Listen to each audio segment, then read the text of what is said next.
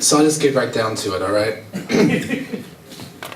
In the end, Brian was leaving town, but in the end, he just had to see Paul one last time and be truthful with him. Seeing Paul meant he'd have to visit the bank where he used to work. Brian knew it'd be different, but he took a cab to the bank and walked in it for the last time.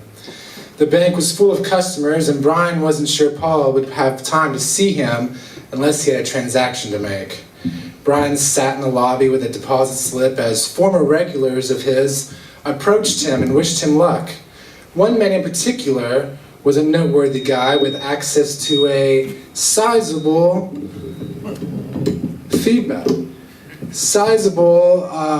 inheritance.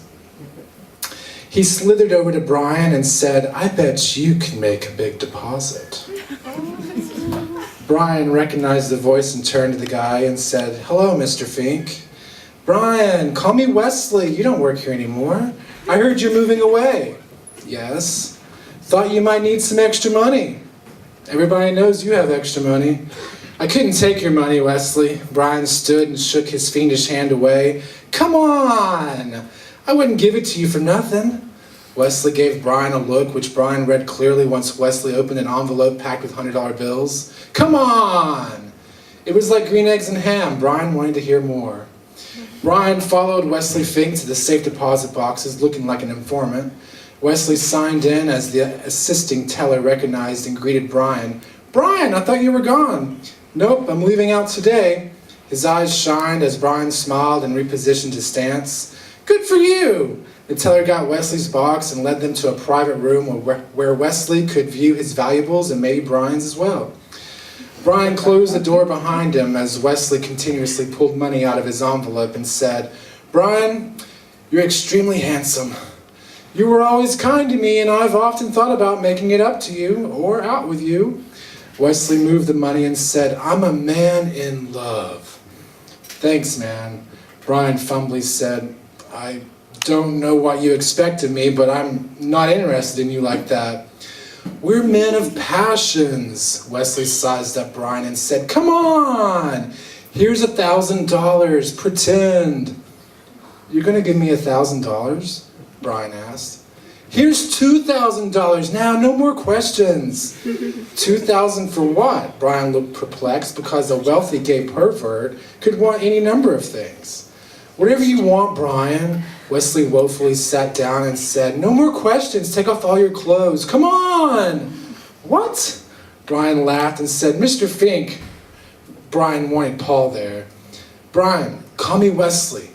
You're moving and could use this money, but you won't let me give it to you for nothing, right?" "Yeah. You always filled out your suits." Wesley was ready to see Brian nude. "Wesley, I'm keeping on my boxers." Brian unbuttoned his sleeves and the buttons down his chest as he thought participation would get him to Paul quicker. He kicked his polished shoes off as he pulled his arms out of his shirt. His white undershirt was tucked into his pants, which accentuated his round nipples and pecs. Brian pulled it over his head as Wesley watched his freckled abdomen stretch and arms rise like a surrender flag. Brian easily slid his belt off. He unbuttoned his dress pants and stepped away from them. "Sit right here." Wesley directed Brian to sit up on the small table as Brian folded his pants. Brian sat up on the table in puffy plaid boxers and brown dress socks. He kicked his feet and watched Wesley move the chair and sit facing him between his legs. Wesley pulled Brian's socks off and massaged his cold feet. Brian became tickled and said, "Don't, Wesley, that tickles." "Come on." Wesley held his feet as Brian relaxed. Wesley could see dark hairs peeking out of his boxer legs. He rubbed his hands up Brian's calves, but Brian shot up off the table and grabbed his clothing. "I can't do this." Brian shook his pants out and said, "It's the smell of money." Insulted, Wesley shot back, "Then I guess I'll keep my money. Will you hand him my box?" Wesley handed Brian his safe deposit box and pushed him out of the room in only his plaid boxers. Brian shot back inside of the cramped room. "I think they saw me." Brian looked infuriated, but he looked at Wesley for direction. "Are you ready to play?" Brian held out his hand and Wesley held out his hand. Brian reached for the envelope of dough as Wesley cut Brian's clump of dough. They opened their envelopes together. Brian's cock was larger than Wesley expected it to be. Brian closed the envelope as Wesley opened his mouth. He tucked the envelope away and said, "You know, I'm going to tell you something." He paused, but Wesley didn't. Brian continued his statement. Wesley, sorry, Wesley. I'm leaving town because I need to stabilize. This money's my independence. I'm not acting like myself. I came in today to say goodbye to Paul, the personal banker. Brian's voice broke as he said it.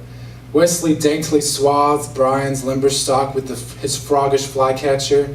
He didn't think Brian was gay. He tapped it like he was building a dam, but Brian wasn't growing erect. Wesley slurped and said, "Get it hard." "You don't care." Brian wondered if Paul would care. Wesley handled Brian's burly balls. Brian's dick was soft, but it was still large. Wesley milked it like a teat he wanted swollen. "Come on, get it hard for me, Brian." Brian knew there was $10,000 sitting in an envelope for him on the table. Wesley rubbed Brian's shoulders and freckled back. Brian was dark-haired with light features. His bottom was slim, firm, and smooth. Wesley opened his cheeks as Brian watched over his back in disbelief. He jerked his dick and thought about Paul inspecting his anus. "There you go, Brian. You're very impressive. You'll do this for me, right?" "Come on! My ass is as nice as they come. Come on!" "You're so thick." Oh. Wesley had gone from bent over the table to being bent under Brian, gulping up his rescue ladder. He swirled it like the ladder from the end of It's a Mad, Mad, Mad, Mad World. "Do you want me to come?" Brian frankly asked. "Yes, sure. With time being a nuisance, come on and come." Wesley sat expectantly in the chair. Brian stroked his cock, straddling Wesley. Wesley's hand squeezed open Brian's soft buns. Brian jerked his cock directly in Wesley's face. He pictured Paul running. Paul went for the basketball before it went out of bounds. Paul's animated cock moved side to side when he ran. Brian felt Wesley's finger venture inside him as Paul could embrace him. Paul's paramilitary arms would fall around him. His fat hands would imprint him. Wesley bent up, sucked Brian's merry nipple tight, and swallowed his 8 inches of power like Brian imagined Paul would do and said, "Here I come." "Yeah, come on!" Wesley opened his mouth as Brian shriveled around his finger like the last nail holding the shed together. Brian placed one hand on his balls, but Wesley moved it and massaged him. Brian groaned and stuck his canoe back into the gorge. Paul was ready. Brian shot quick, multiple deposits down Wesley Fink's night deposit. Wesley mopped down Brian's fierce erection without knowing Brian had placed Paul in his thoughts. Wesley sucked on his sensitive cockhead. Brian shook and stepped away. Wesley's finger didn't budge as he said, "Turn around here for a minute."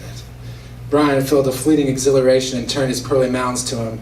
Wesley cleared his lips and swept through Brian's tender hole. Wesley seized him by surprise. Brian yelped, but he held firm. Paul had many stories about women. Brian could see Paul gratifying him like a woman. Wesley's mind and tongue continued its travels too. Suddenly, loud screams began coming from the lobby. Brian and Wesley instinctually regained their composure and clothing. They entered the lobby to find a man with plastic explosives stitched into a vest. He didn't speak English. He ran and hugged the east column. Brian saw Paul for the first time in weeks. He was petrified, but he forced his legs to run to heroic Paul. Paul saw Brian and huddled in his office. Brian jumped into Paul's floor as the man detonated. The agonizing sound made the awkward silence between Brian and Paul acceptable. In 1 second, the ceiling was atop them. Paul had covered Brian. Brian felt Paul right before feeling the floor drop out from beneath him. Paul rolled and Brian fell onto Paul's cushiony chest. The whole building was collapsing around them. A pillar fell across Brian and Paul. Desks, cabinets, tables, chairs, and office supplies sandwiched them like a bad commercial break. Everything went bleak. A fire alarm listlessly reverberated with annoyance. There were people screaming and a whiff of smoke. Paul and Brian were knocked out. Once awakened, Paul lifted Brian, but the pillar had been pressed with little room.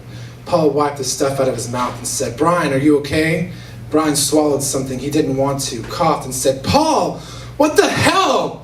Brian started to lose it. He screamed and shook. "Stop it, Brian. We have to think. Do you see any fire?" "No." Brian felt water on his legs and said, I do feel water. If this whole building fell in, we're going to either drown or burn to death down here." What were you doing in the bank today? I thought you were gone. Brian tried moving some debris and chairs and made a little more room to maneuver. He was able to turn, but Brian couldn't see Paul's face in the dark. He wanted to see him when he said, I came to see you. You did? Paul sounded surprised. I couldn't leave town without telling you how important you are to me. Brian sobbed and stuffed his face against Paul. You've always been important to me too, man. Paul rubbed Brian's side. He'd never seen Brian act this way, but he knew people got weird in critical situations. Brian's hand rubbed down Paul's side as he fell onto Paul's stomach face to face. Brian kissed Paul on the side of the face and he said, I love you, Paul. I love you too, Brian. Just hold on. We'll be found. Paul wanted to keep his cool, but the screams stopped and the smoke smell strengthened. Paul, if we have to die today, I'm glad we had this moment together. Come on. Don't say that, Paul. Brian laughed and told him, I came in the bank today to tell you, I love you. Oh, Brian, I didn't realize. Paul held Brian closer and said, Brian, you're a good friend, but you know I'm straight. And then again, I thought you were straight. But remember, wasn't there ever a time you felt something else? Brian's shoe was filling with water and he continued to say, this feeling I have isn't just anything. You have to feel it too. I'm straight, Brian. This is so unreal. You want me to kiss you or something? What the fuck do you want? What will make you happy? Paul shouted directly in Brian's face. Brian had never seen Paul so enraged and kissed him out of fear. Paul kissed Brian back out of anger, but he soon lost his edge and sobbed. Both had robust lips, wet kisses, and clumsy teeth. Their noses slid and caressed. Brian's eyes fought to see, but Paul's eyes were happily shut. Paul knew they were doomed, and his last moments on earth were going to be fucking. He embraced Brian and fashioned his bottom with his manly hands. Brian's back curved as Paul's hand inched down his plaid boxers. Brian tongued Paul. Paul's hands cupped and parted Brian's arched butt to plunge 2 fingers. Brian's eyes were aimless. Paul released and whispered, turn around, Brian. Brian managed to remove his damp pants and plaid boxers as Paul pulled out his cock and somehow made it erect. Brian felt Paul's large cock in the dark and saw it in his mind, but ignored the water resting beside them. Brian stuffed himself into a small portion at their feet to be able to suck on Paul. He jammed something into his thigh, but Brian found Paul's buoy. His cut cock weighed heavy in Brian's palm. He used it to pull himself up.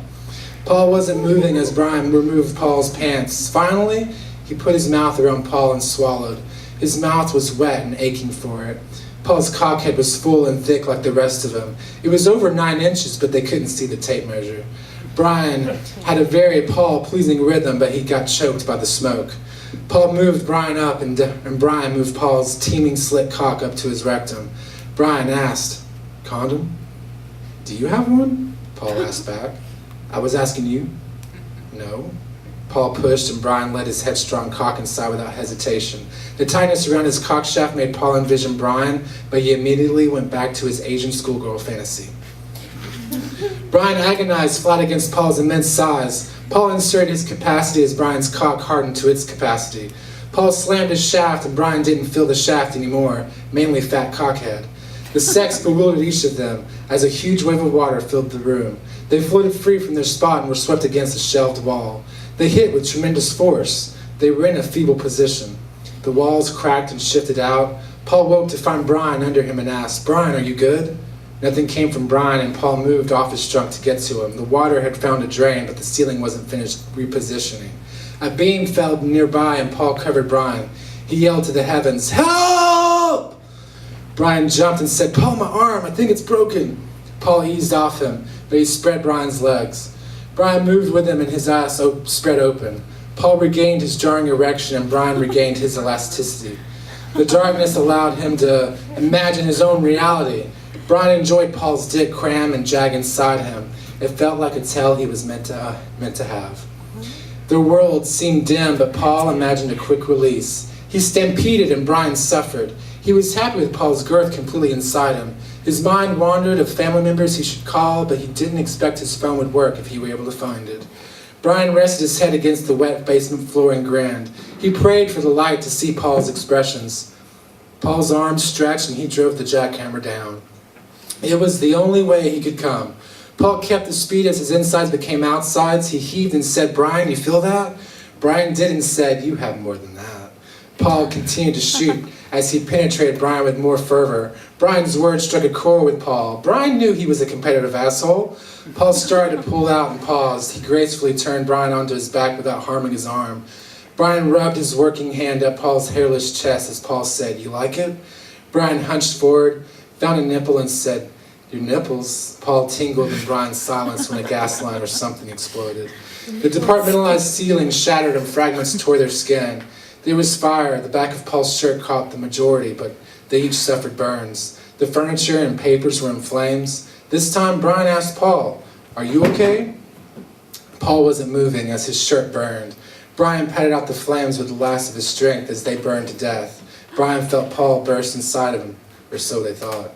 There was too much smoke to breathe. Unfortunately, there was no rescue. Overnight, their bodies were located in an embrace that stopped businesses and the presses. Newspapers ran cover stories describing their romantic last moments and demise. Why did they have an envelope full of money? Were they running away together? What were their last thoughts? What is love? Why are we hindering their love?